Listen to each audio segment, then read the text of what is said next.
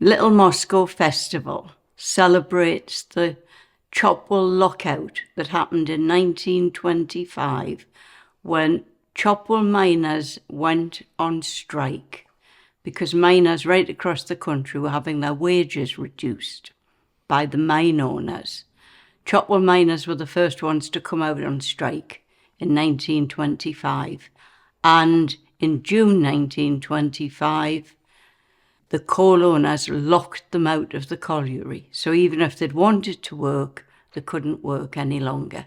And that was the state of affairs up until November of the following year. In the meanwhile, the community in Chopwell rallied together to keep the mining families housed and fed when they had no money coming in. People all over the country donated to the Chopwell miners, and people from other countries also donated, including the newly formed Soviet Republic, which was formerly known as Russia and now still known as Russia, but was then the Union of Soviet Socialist Republics. I think it's an appreciation of the hard times that the village went through.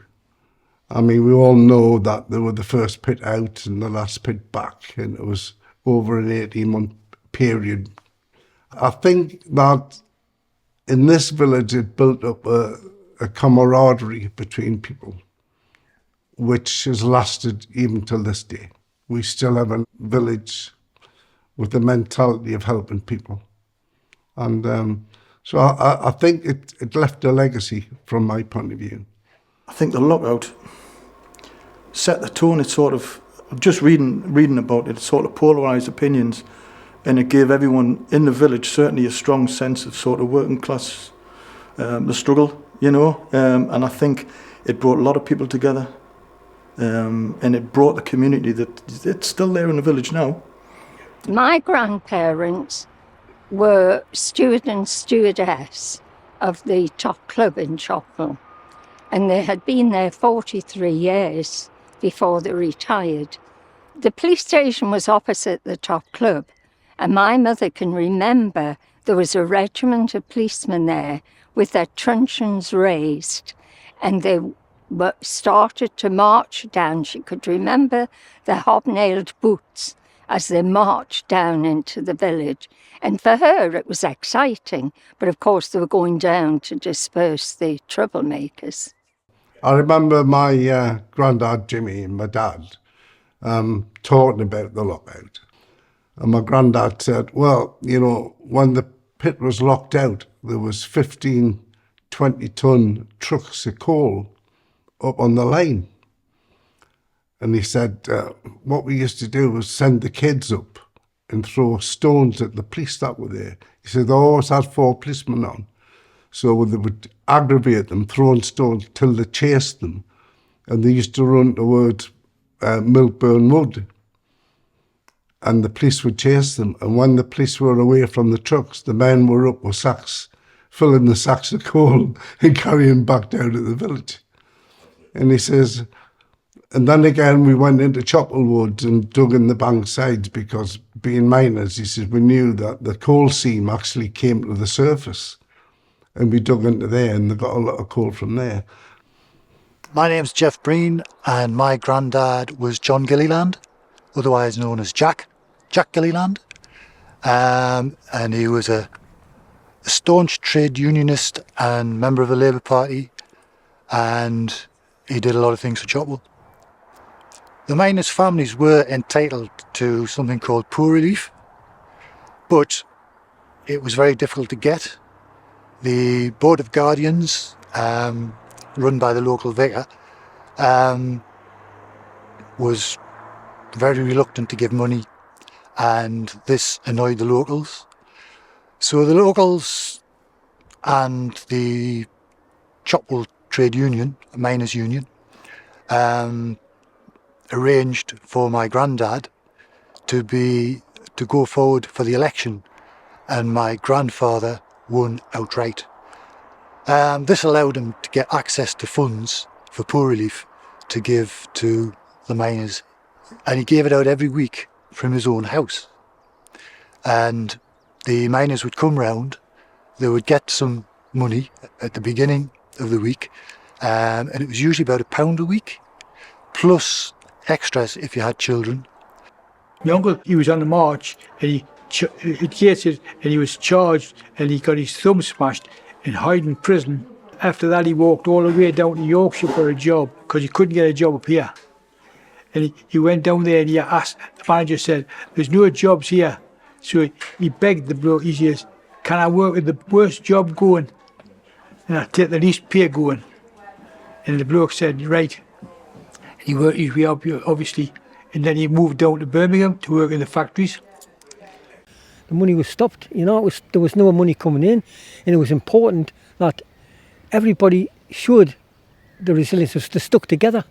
Everybody in the village stuck together. Some didn't go back to jobs.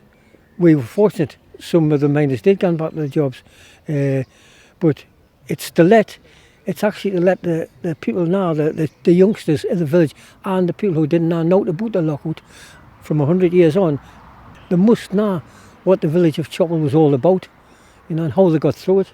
We're down now, halfway down the village between Chopwell and Blackhall Mill at Bolton's Bungalows. Now, I'd mentioned beforehand that my grandfather was called Harry Bolton, and when I mentioned the lockout of the whole impetus for celebrating the lockout came from a local historian and educator called Dr. Jack Fletcher.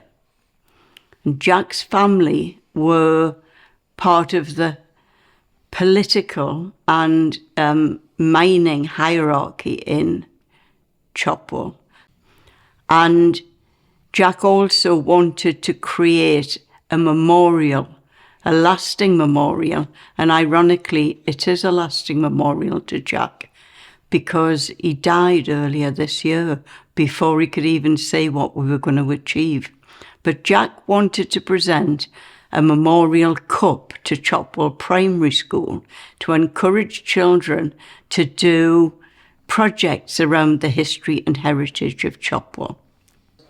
The Jack Fletcher Memorial Cup will be blessed in a special service, an ecumenical service, all the churches coming together at Trinity Methodist Church in Chopwell to bless the cup that Jack has donated to the primary school.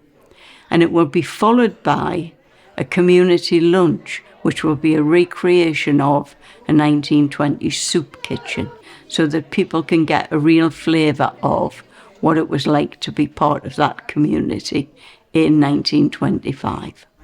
So this is to go back to school, Clement, and if I give that to you, you take it on behalf of the school, and it's something that I hope you and all the children of the school will treasure, and it will inspire you to keep learning, to keep looking at each other, other people around you, and seeing how you can continue to support one another as the people did in the 1925 lockout.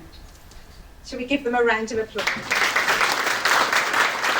And we decided that there were probably lots of other things that we could do in the village to keep that history and heritage alive. And we convened a public meeting to get people together to say, how would you like to celebrate the lockout? And people came together with a lot of ideas, and we put together a bid to the Heritage Lottery Fund, who have funded us to do everything across the village. So to start the festival, we're going to have a play around the theme of the lockout, and it will be with a focus on what it was like for families, and particularly the women of the village. They've shut the door on the miners, stabbed them in the back yet again. Oh, didn't expect this to happen. I don't think anybody did. We were asked to put this play on, and we wanted to do it through the women, how the women coped with all this starvation and how they fed their families, and through the children, because the children suffered a lot. You know, they didn't have anything. They had, no money, and they saw their parents suffering as well. we got for you? A great big bag full of snannies. Ooh! Like a turnip set. And which farmer gave you them?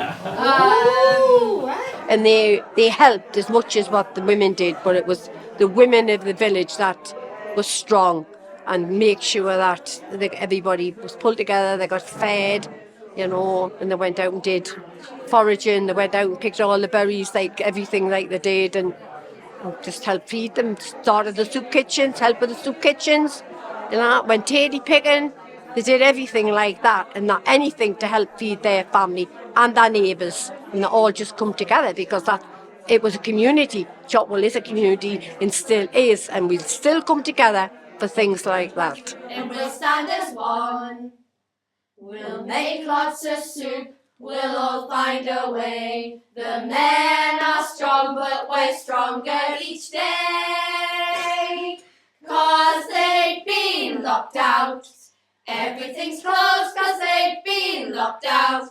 There'll be a big band night that will be recreating the 1920s and onwards.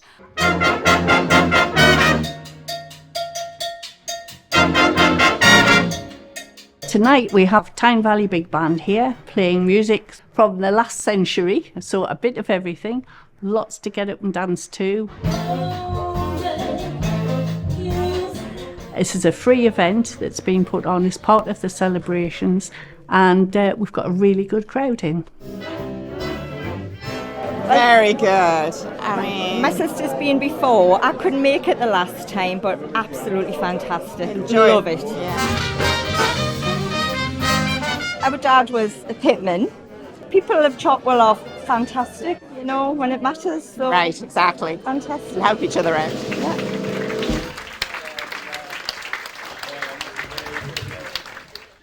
The Games Workshop that operates out of the Park Pavilion, Biblioteca Magica, will be doing Dungeons and Dragons with a history theme around the Chopwell Lockout. So, look, yous have been sent to get the dwarves back in the mines, aye? So that means you should be working under me, yeah? No. We're part of our own division. We will work with you. We're not under you. So today we thought we would do some missions based around the lockout. So the kids have given a particular mission to go to, and they're like hired by the iron company, so to speak. They've got different names, but that's what they are. To go and stop them, like try and get the miners to go back to work in the strikes. That's mission 1. So that's what's going on in the background.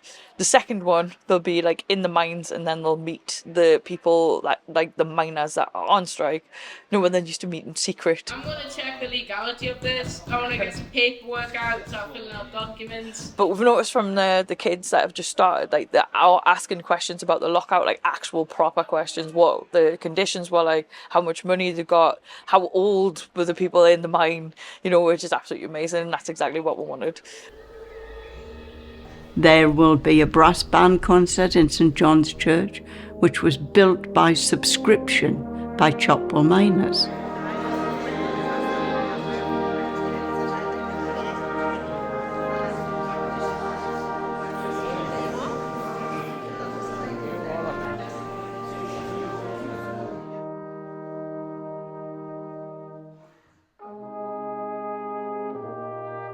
I think it's very important because history is actually about people rather than events, and because this was a community that was a mining community in the past, we don't have the mines anymore, but it's important that the memory is kept alive because it's actually part of the heritage that we have as a community and part of our making us where we are today. And so an event that was in the past should be remembered today and in order to carry it forward into the future.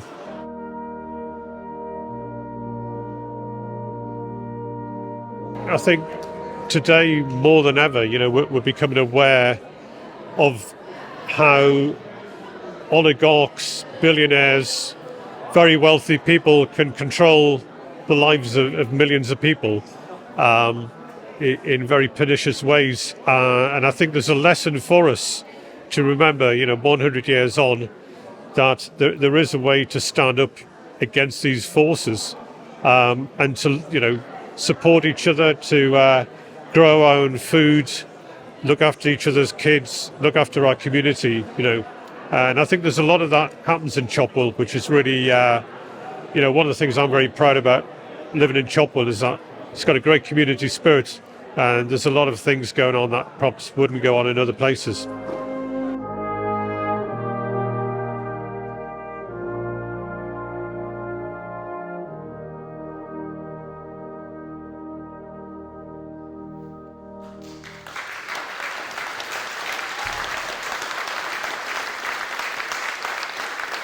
We are also going to have some really exciting creative opportunities for young people, not just through the digital projects that Digital Voice for Communities are going to be running, but also through the work that the bank are going to be spearheading, running workshops with local artists.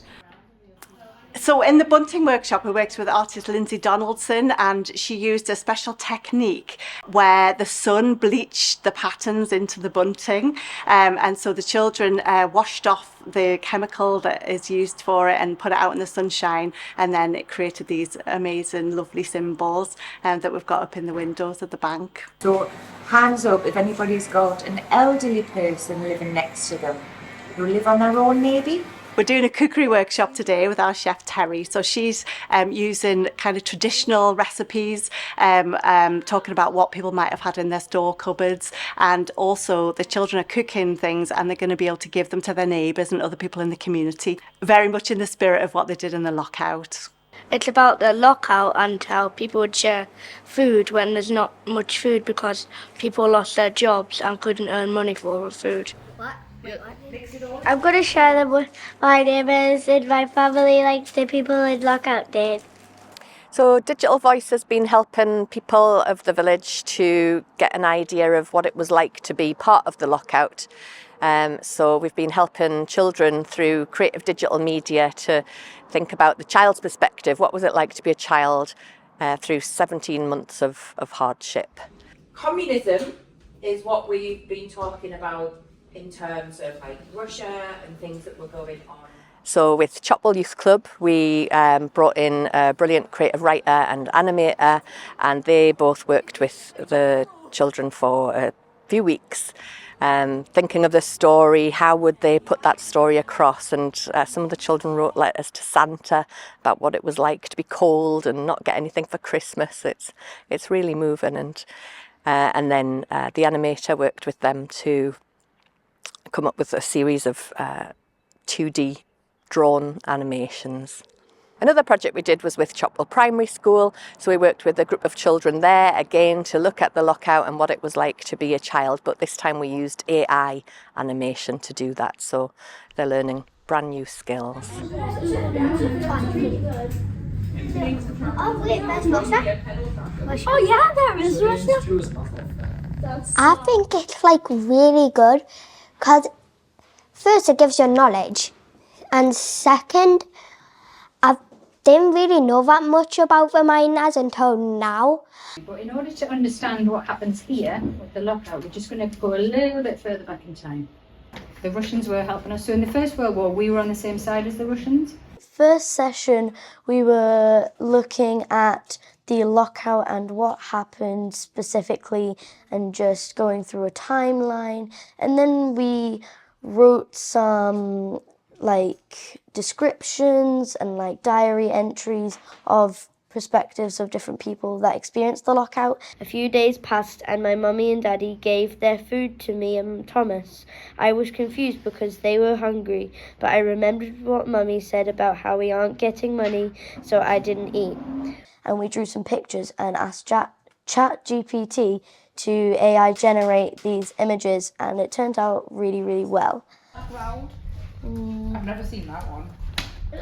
We've been using like ChatGPT for some of the images, and we've been putting them in, and like in the first week, like we saw how we get done, kind of. Like the second week we drew some pictures and we put like one in. The image shows a table with a globe on the right and a letter on the left. And it turned like just drawings into real photos, and now in the third week we're putting them in by ourselves. We're turning like everything we've done, like making them all together into a film that's gonna be like on digital voice, I think. Do you know what a union is for? I've learned many different things. I didn't even know the lockout existed until this project. I've learned what the people went through, what it was like to be in the lockout, when it happened, just lots of interesting things. So as well as the creative digital media we've done with children, we also created a podcast with some members of the community. So we were given access to some archives of people, oral history from the time of people talking about what it was like to be part of the lockout. And so we've made a podcast about that, which I think people will find really enlightening. It became the headquarters of this anarchist, later communist club. And it had a library donated by various people, donated in some instances by the members themselves. We're doing the podcast to basically commemorate the 100 years of the lockout with the Chopwell miners. And it didn't just affect the miners, obviously, it affected their wives and their kids and everything. So it's all part of that in remembering these people and what they did for the village and for the community. We're making this podcast to commemorate the lockout in 1925, when the workers at Chopwell were locked out of the pit. It was a dispute over pay and over conditions, and it was a bit of a test case, nationally. So this is the film from the North East Film Archive. Mm-hmm. It's filmed in the 80s. It's the law of the family, filmed in the living room. Great. Fascinating family, they've got a lot to say. Certainly, I've never seen it. I've not seen this film before, all, so very interesting. Going down the pit later, until Chopwell came to a standstill in 1925. Well, the object lesson in our lifetime, it's the lesson of working class struggle.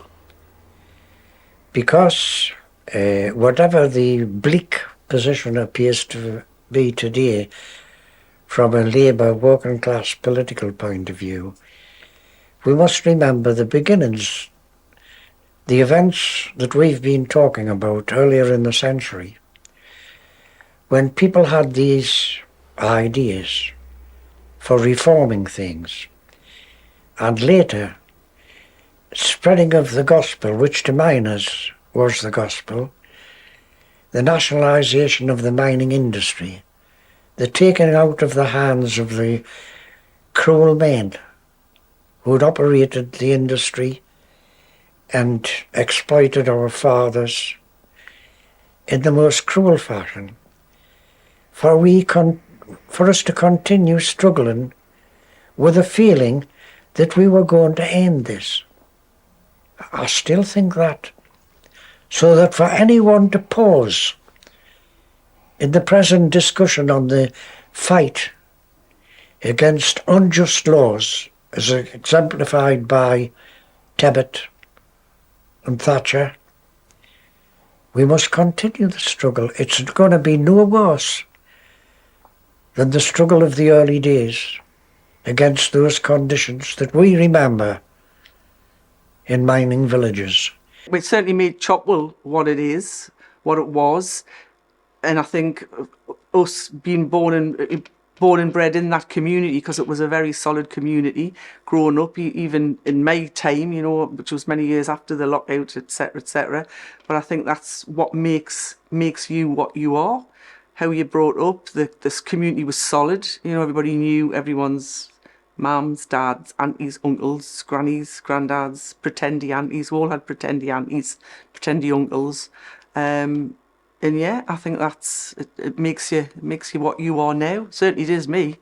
There's so many stories and so many personal accounts, so much history relating to the village. It's there in the archive. It's a wonderful story. It's a great story. It's a village with a great history.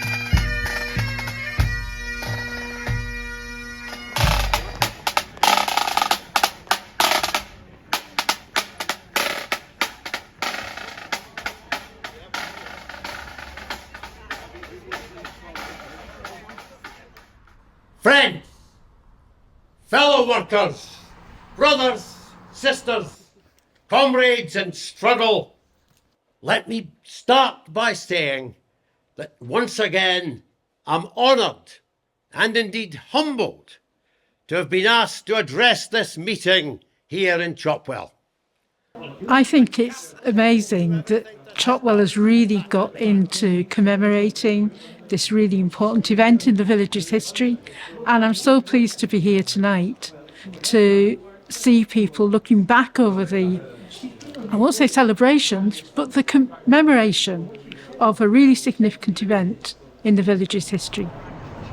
It's brilliant to see. I mean, absolutely. So many different community groups, people coming together and working together, just like it was all those years ago. I think that's so important. It's touched every part of the village. I think 20 different community groups, hundreds of volunteers have all pulled together to organise this and remember the history of what happened back then.